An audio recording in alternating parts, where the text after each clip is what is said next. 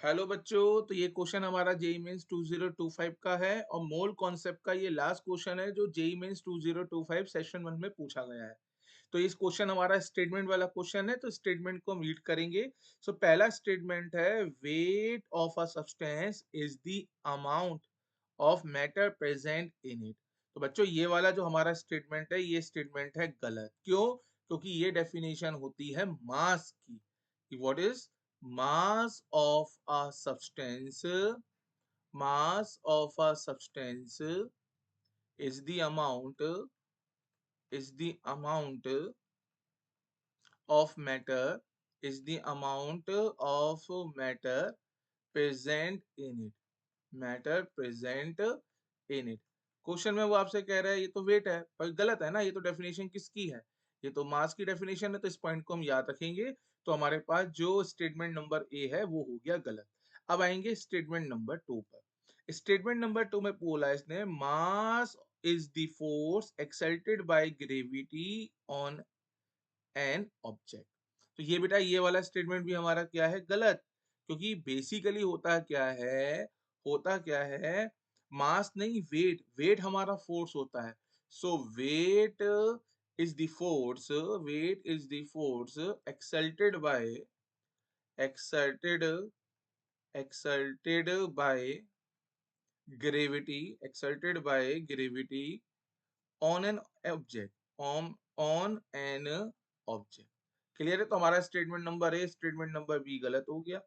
तो यहां से भी आप चाहो तो क्वेश्चन को सॉल्व कर सकते हो। कैसे सॉल्व कर सकते हो देखो जरा। अगर मैं ऑप्शन ए की बात करूंगा तो बी आ रहा है, तो ये तो गलत है। क्योंकि मुझे बताना क्या है, करेक्ट आंसर बताना है ना। अगर मैं ऑप्शन बी की बात करूंगा, इसमें ए भी आ रहा है, तो यहाँ से भी मुझे समझ में आ गया कि ये भी गलत है और ये भी गलत है। अगर मैं बात करता हूँ बेटा ऑप्शन डी की, तो ऑप्शन डी में ए आ रहा है, तो यहाँ से हमें इन्फॉर्मेशन मिल गई ये गलत है। इसका मतलब ये क्वेश्चन हमारा यहीं से भी सॉल्व हो सकता है कि यहीं से हमारा ऑप्शन सी सही है। पर एक बार सब ऑप्शंस को हम रीड कर लेते हैं। तो आइए ऑप्शन सी पे आइए। ऑप्शन सी क्या है देखिए। Volume is the amount of a substance occupied by the substance. बिल्कुल बिल्कुल सही बात है। वॉल्यूम की डेफिनेशन ही यही है कि वॉल्यूम जो है वो बेसिकली स्पेस को रिफर करता है। और वो वाला स्पेस जो किसने ऑक्यूपाई कर रखा है, जो सब्सटेंस के अमाउंट ने कर रखा है ऑक्यूपाई। आते हैं स्टेटमेंट नंबर डी पे। Temperature below 0 degree Celsius are possible in Celsius scale, but in Kelvin scale negative temperature is not possible. ये बिल्कुल सही स्टेटमेंट है। अगर मैं आपसे बोलूं कि बेटा अगर केल्विन टेम्परेचर को आप फाइंड करते हो, कैसे फाइंड करते हो? आप टेम्परेचर डिग्री सेल्सियस में ऐड करते हो 273। बेसिकली 273.16 ऐड होता है, पर मैंने यहाँ पे सिंप्लिसिटी के लिए ले लिया 273। आप हमेशा याद रखना जो केल्विन टेम्परेचर होता है वो हमारा एक एब्सोल्यूट टेम्परेचर होता है। और एब्सोल्यूट टेम्परेचर हमारा नेगेटिव नहीं हो सकता। Even third law of TD अब तो मेंस के सिलेबस में नहीं है। Third law of TD. So third law of TD में भी ये बोला गया है कि at absolute zero Kelvin the entropy of substance become zero. या फिर आप इसको ऐसे भी कह सकते हो कि जीरो केल्विन टेम्परेचर अचीव करना भी पॉसिबल नहीं है, अभी तक अचीव नहीं हुआ है। ठीक है, चलिए नेक्स्ट पढ़ते हैं last statement. So last statement हमारे पास है स्टेटमेंट नंबर ई।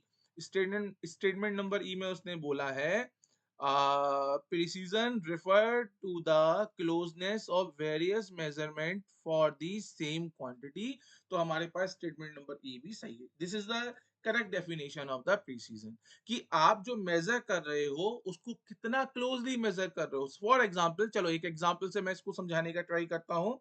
सपोज कीजिए कोई ऑब्जेक्ट है जिसकी लेंथ है 1.2134521 मीटर। ठीक है, तो प्रिसीजन है क्या?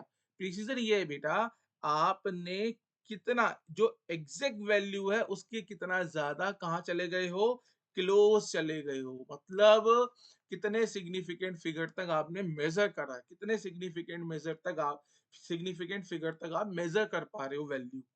That is the closeness of the experimental measured value, और इसी की बोलते हैं हम प्रिसीजन। तो इस क्वेश्चन का जो आंसर होगा कि स्टेटमेंट सी, डी और ई ये तीनों की तीनों सही हैं। ए गलत है क्योंकि ए में जो उसने वेट के टर्म्स में बताया है, बेसिकली ये डेफिनिशन है मास की। बी क्यों गलत है? जो वो मास के लिए डिफाइन कर रहा है, बेसिकली ये डेफिनिशन है वेट की। सो आई होप ये क्वेश्चन आपको समझ में आया होगा। थैंक यू बच्चों।